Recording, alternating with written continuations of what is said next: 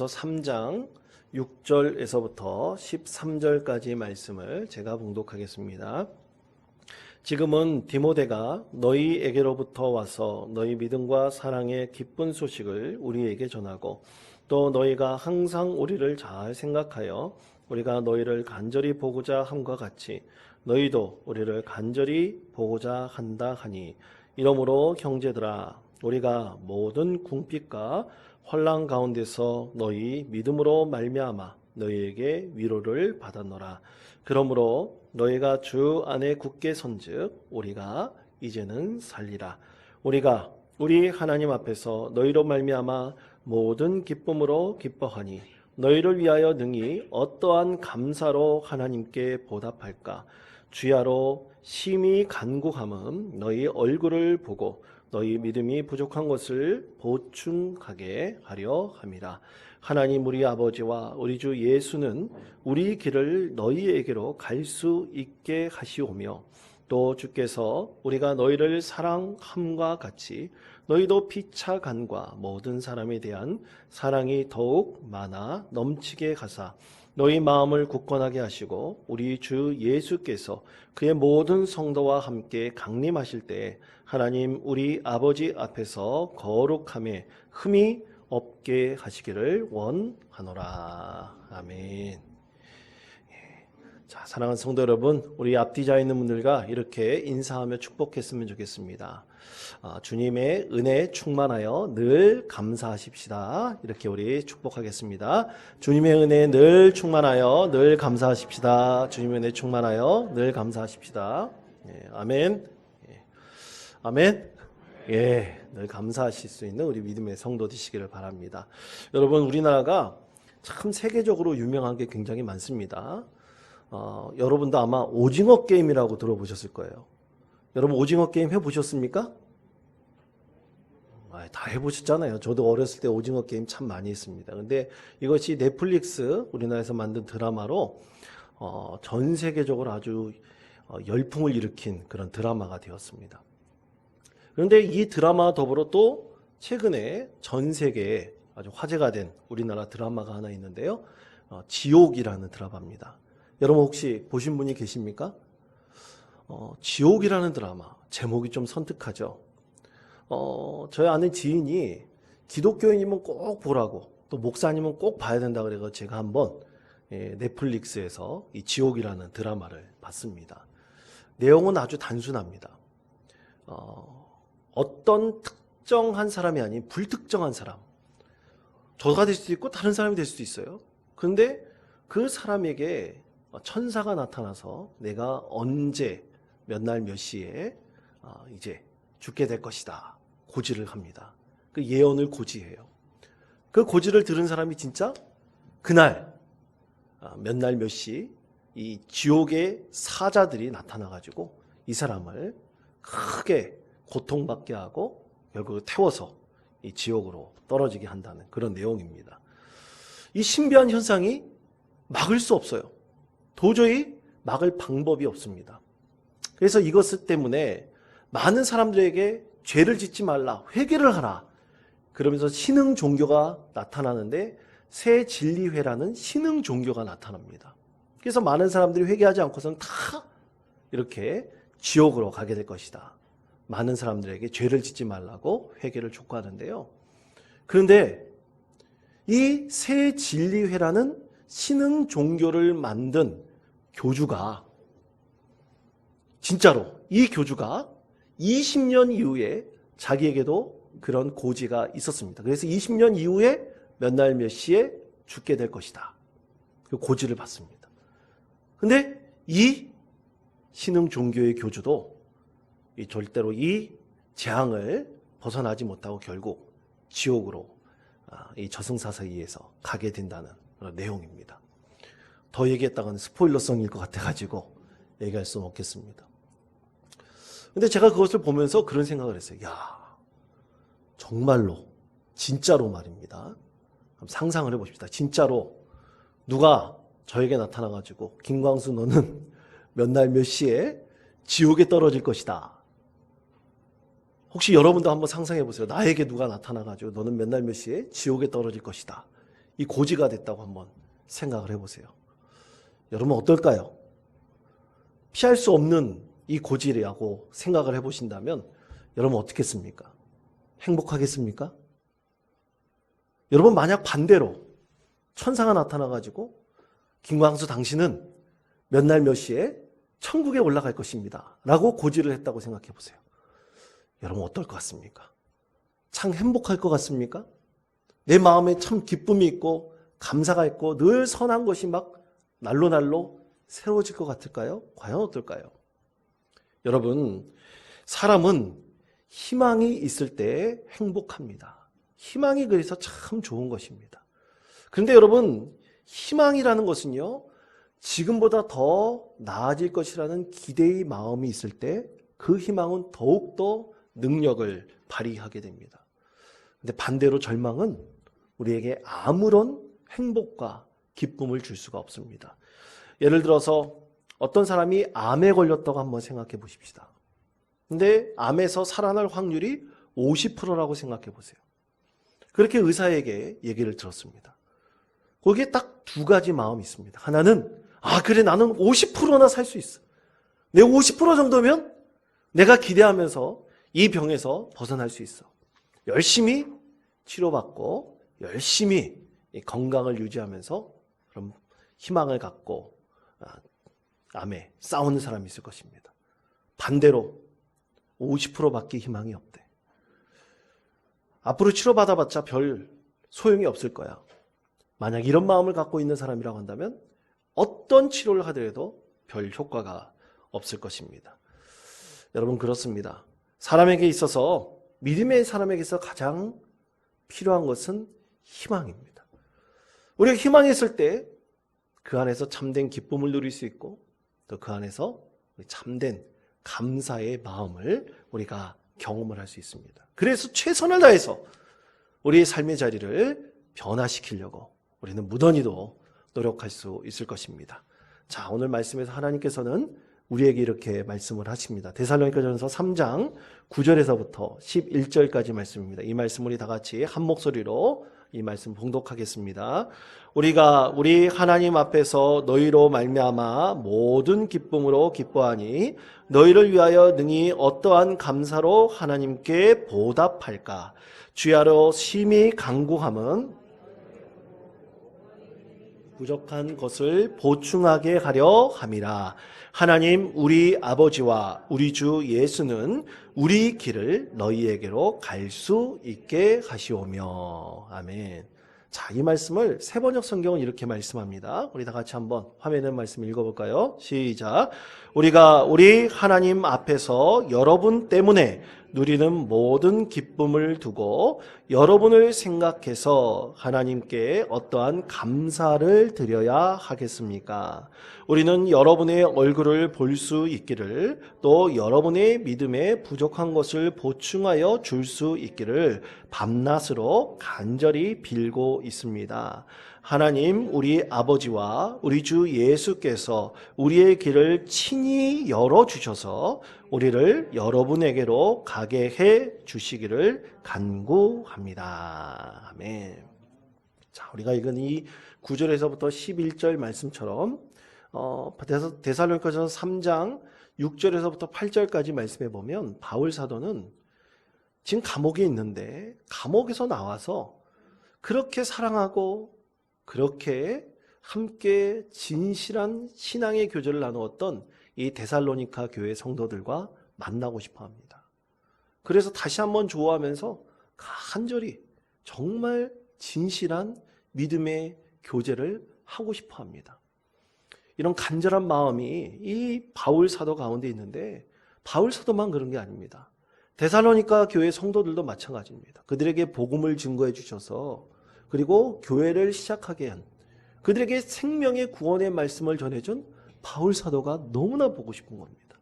만나고 싶은 겁니다. 그렇게 간절히 서로 기도하고 만나고 싶은 마음이 간절한데 이 데살로니가 교회 성도들 마음에 두 가지 마음이 있는 겁니다. 하나는 절망의 마음이고 다른 하나는 희망의 마음입니다. 절망의 마음이라는 것은 지금 감옥에 갇혀 있는 바울 사도 그리고 그의 일행을 어떻게 만날 수 있겠냐는 것이죠. 물리적으로 도저히 불가능하다. 감옥에 투옥되어 있는 사람이 언제 나올지도 모르는데 그들을 만날 수 있다는 그 희망이 과연 있을 수 있겠느냐 하는 이 절망의 마음입니다. 또 하나는 반대로 희망의 마음입니다. 아니야. 하나님께서 만나게 해주실 거야. 바울 사도도 간절히 감옥에서도 기도하고 있다 그랬는데 우리도 간절히 기도하면 하나님께서 그들을 만나게 해주실 거예요.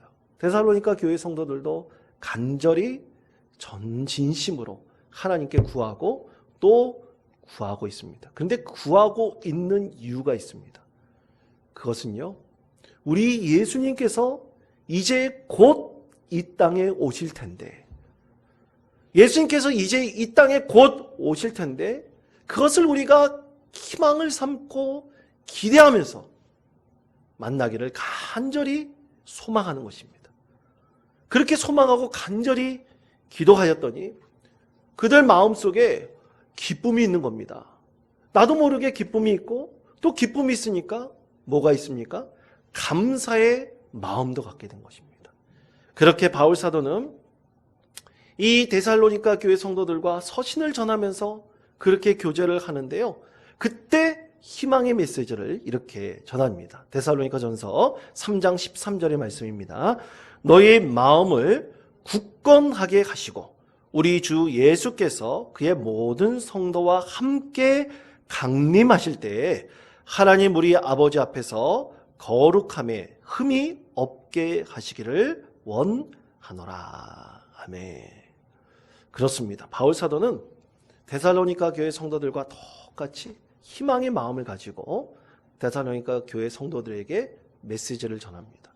예수님께서 강림하실 때까지, 그때 우리가 진실로 거룩하고 흠없는 믿음의 사람이 되기를 내가 오늘도 내일도 그 다음 날도 간구하겠습니다. 그렇게 하나님께 축복의 기도를 드리고 있는 것입니다. 그런데 사랑하는 성도 여러분, 안타깝게도 바울과 이 데살로니가 교회 성도들의 바람은 이루어지진 않았습니다. 왜냐하면 바울 사도가 형장의 이슬로 사라져 버렸기 때문입니다. 데살로니가 교회 성도들도 마찬가지입니다. 그렇게 바라고 소망했지만 이루어지지 못했습니다. 그런데 여러분 한번 생각해 보십시오. 바울 사도를 만나지 못하고 그렇게 함께 하나님의 메시지를 듣지 못하고 그렇게 천국의 소망을 나누지 못했다면 교회가 사라져 버려야 되지 않겠습니까? 절망 가운데서 데살로니가 교회가 없어져 버려야 되지 않겠습니까? 그리고 예루살렘뿐만 아니라 지중해 지역에 퍼져 있는 그리스도인들이 점점 사라져 버려야 되지 않겠습니까? 그런데 그러지 않았습니다.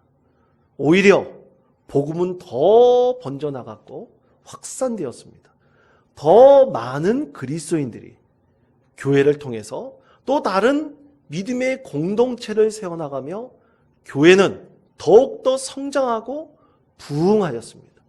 그리고 오늘날 이 한국 땅에까지 복음이 증거되어서 우리가 예수 그리스도를 통해서 구원받은 믿음의 자녀들이 된 것입니다. 자, 그 이유가 무엇입니까?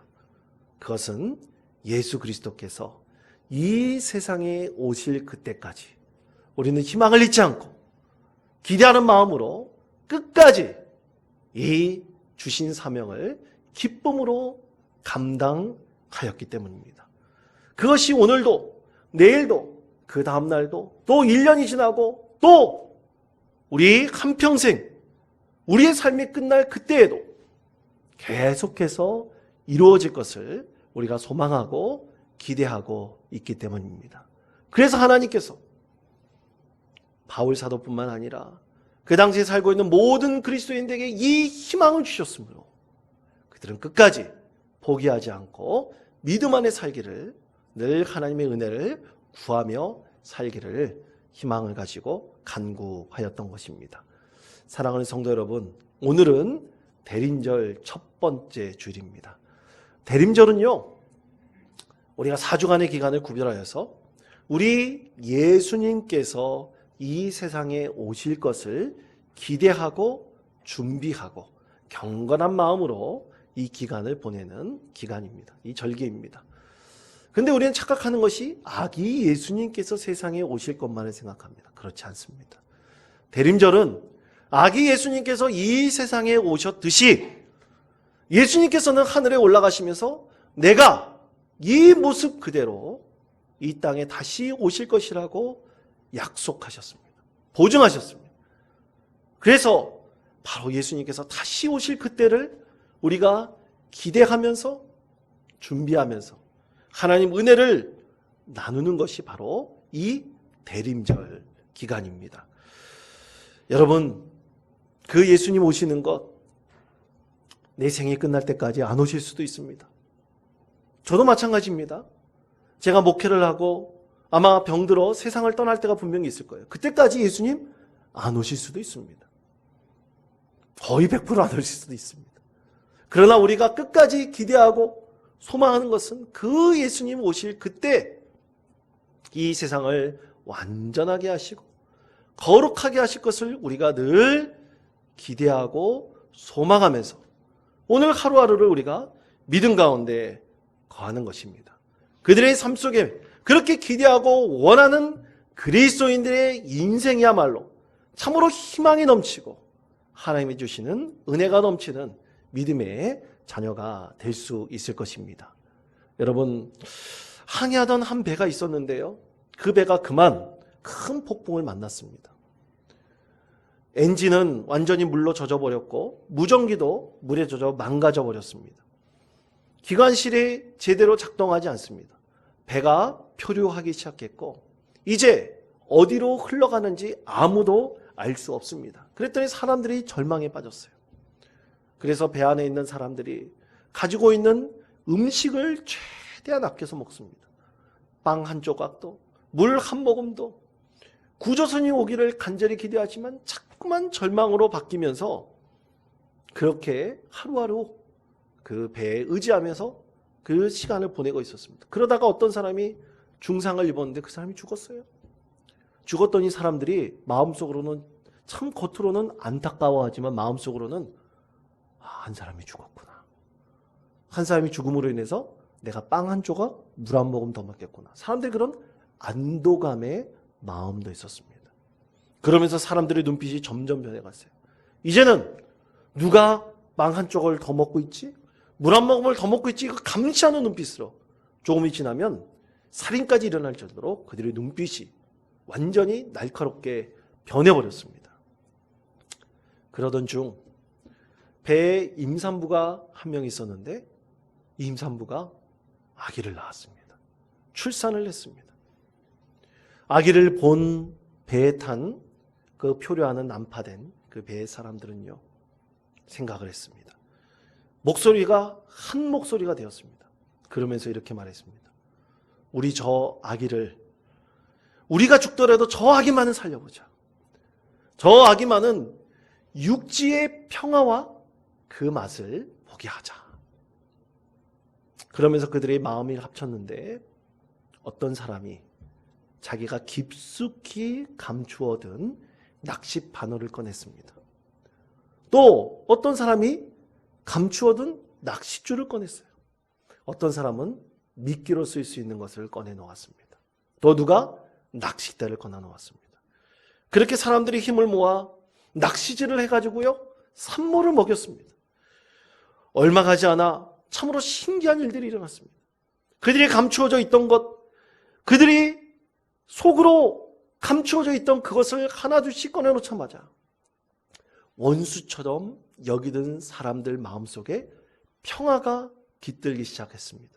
그리고 자신의 것을 조금씩 양보하면서 그 가운데 기쁨이 일어났습니다. 조각난 판자로 노를 젓기 시작했습니다.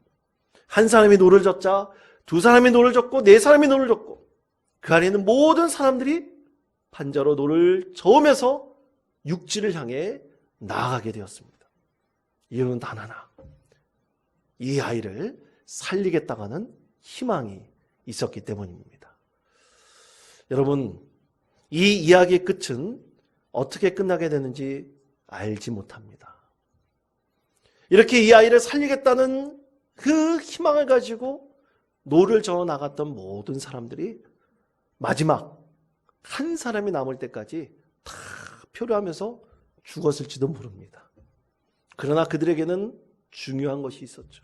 이 아이를 살리겠다는 그 희망이 그들은 하나 되게 만들었고, 끝까지 최후의 한 사람이라도 끝까지 노를 저어 육지로 향하게 나갈 수 있게 하였던 것입니다.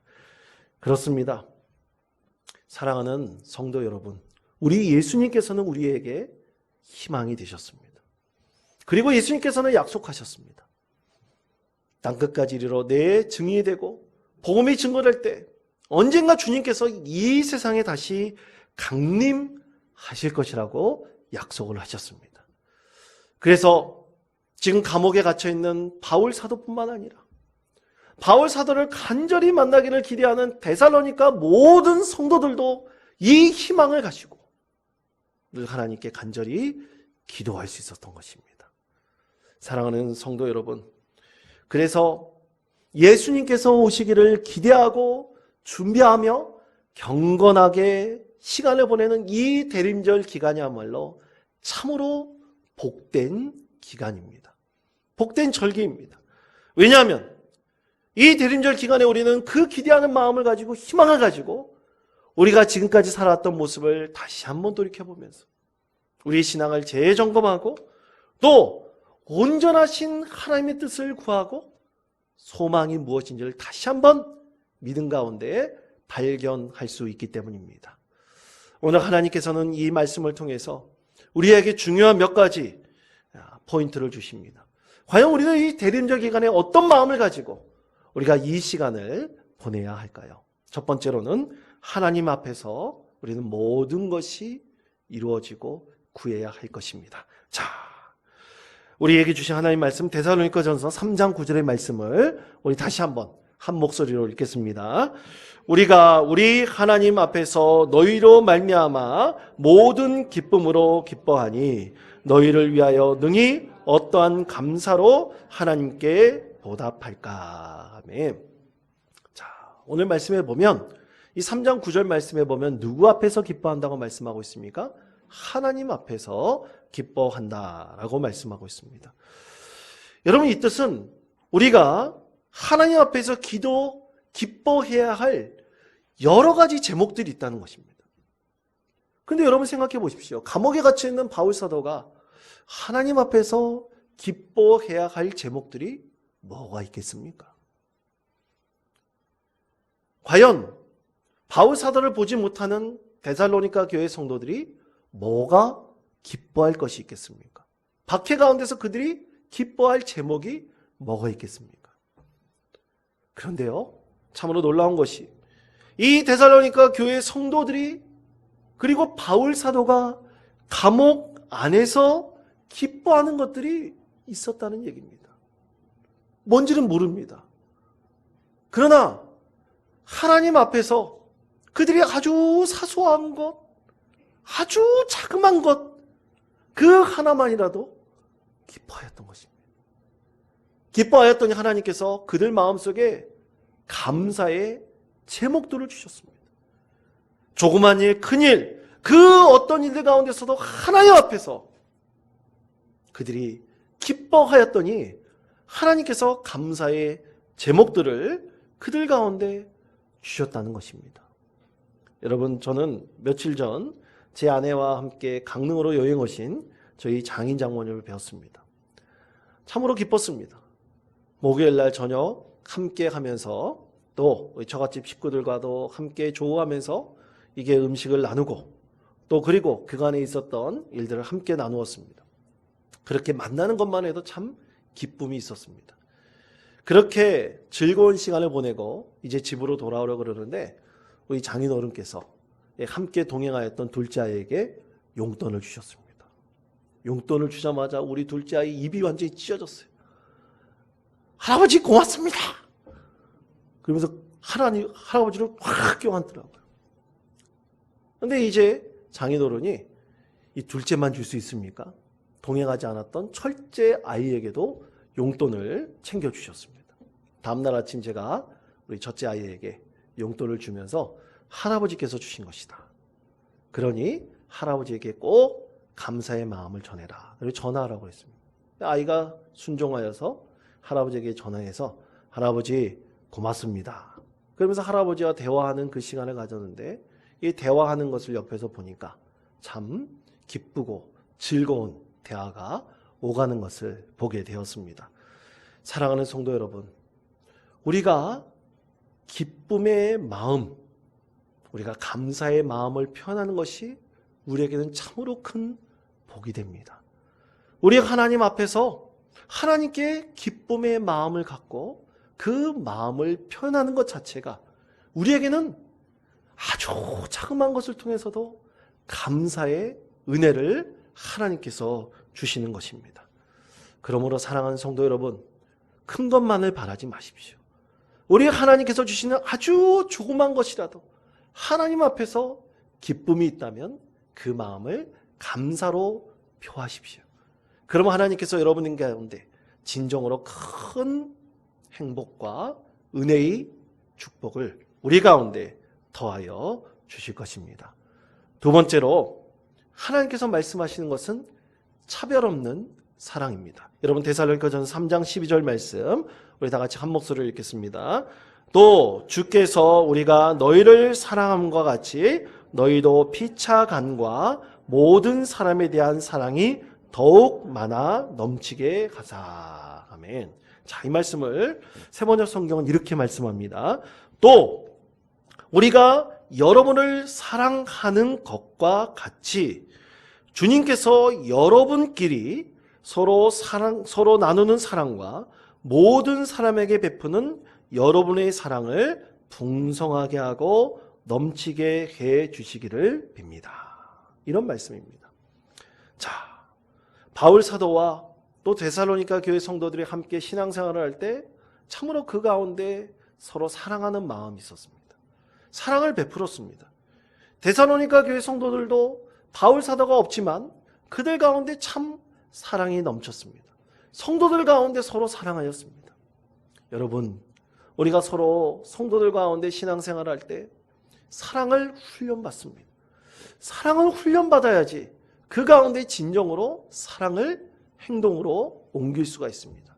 실천할 수가 있습니다. 여러분, 내가 당신을 사랑합니다. 그리고 우리가 세상 가운데서 많은 사람들에게 예수 그리스도께서 당신을 사랑합니다 라고 말할 때 여러분, 우리가 진정으로 사랑의 마음이 듭니까? 여러분, 정말로 우리가 사랑한다고 말할 때 사랑의 그 행동으로 그 사람의 삶을 새롭게 변화시킬 수 있습니까? 여러분, 사랑은 훈련받아야 됩니다. 우리 안에서만이라도 서로 미워하는 사람이 있더라도 좀 거부감이 있던 사람이 있더라도 우리가 서로 만나서 하나님 안에서 예수 그리스도 안에서 사랑을 훈련하면 우리는 그 훈련함을 통해서 이 세상 많은 사람들에게 주님의 사랑을 전하고 그 사랑을 깨닫게 할 수가 있습니다. 어찌 우리 공동체 안에서 사랑을 훈련받지 않고 사랑을 경험하지 않으면서 어떻게 세상 사람들을 향해 사랑한다고 그리고 사랑의 그 실천을 우리가 이룰 수 있겠습니까? 거의 불가능한 것입니다. 여러분, 우리 예수님께서 이 세상에 오실 때까지 우리가 늘 이루어야 될 것은 사랑을 훈련받는 것입니다. 우리 믿음의 공동체 안에서 사랑을 훈련받고 그 훈련받은 것을 이 세상 모든 사람들에게 그 사랑을 실천하는 것입니다. 그 가운데 우리가 참으로 큰 기쁨을 누리고 하나님께서 주시는 풍성한 은혜를 우리가 경험할 수가 있습니다. 그러므로 사랑하는 성도 여러분, 우리 예수님께서 오시는 그때까지 그렇게 서로 사랑을 훈련하고 실천하시는 우리 원통 장로교회의 귀하고 복된 성도들 되시기를 간절히 축원드립니다. 마지막 세 번째로 흠이 없는 거룩함에 대해서 우리 하나님께서 말씀하십니다. 자, 데살로니가전서 3장 13절의 말씀을 우리 다시 한번 한 목소리로 봉독하겠습니다. 너희 마음을 굳건하게 하시고 우리 주 예수께서 그의 모든 성도와 함께 강림하실 때에 하나님 우리 아버지 앞에서 거룩함에 흠이 없게 하시기를 원하노라. 아멘. 여러분, 우리 그리스도인들은요, 예수님께서 오실 때까지 거룩한 믿음의 사람이 되기를 늘 기도해야 합니다. 다시 말해, 교회는 절대로 세상 속에서 빛이 되어야지 어둠이 되면 안 됩니다.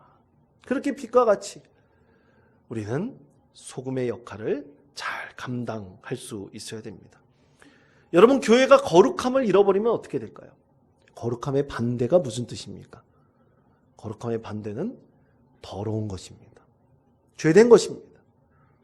우리가 교회 안에서 이 교회가 거룩함을 늘 이뤄가며 우리의 더러운 것을 물리치고 깨끗한 믿음의 삶이 되기를 늘 구할 때 이 세상은 우리를 통해서 희망을 보게 될 것입니다. 여러분, 우리 교회, 우리나라 모든 신앙인들 전체 교회에 합쳐보면 인구가 우리 전체 인구의 20% 정도 된다고 합니다. 믿는 사람들이 20% 된다고 합니다. 그런데 20% 사람들이 여러분 더러워지면 되겠습니까? 우리 20% 되는 우리나라 사람들이, 그리스도인들이 거룩해지면 어떻게 되겠습니까? 이 나라 정치도 깨끗해지고 이 나라의 모든 것들이 참으로 변화될 것입니다. 희망으로 넘쳐난 이 나라와 이 민족이 될 것입니다.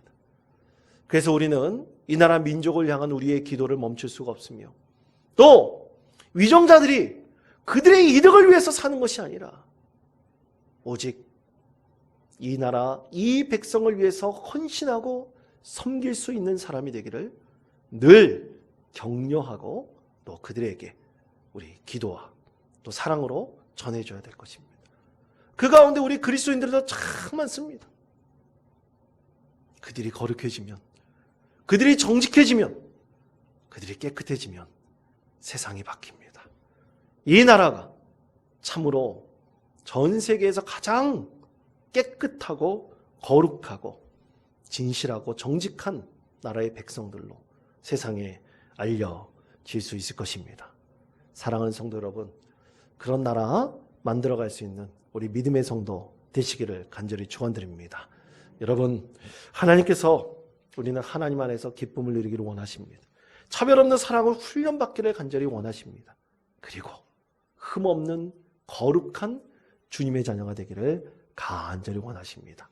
이 대림절 첫 번째 주일을 맞이하면서 우리가 이러한 믿음의 삶을 늘 하나님 앞에 원하며 기도하며 늘 주님 앞에 진실한 거룩한 그리스도인 되시기를 간절히 축원드립니다.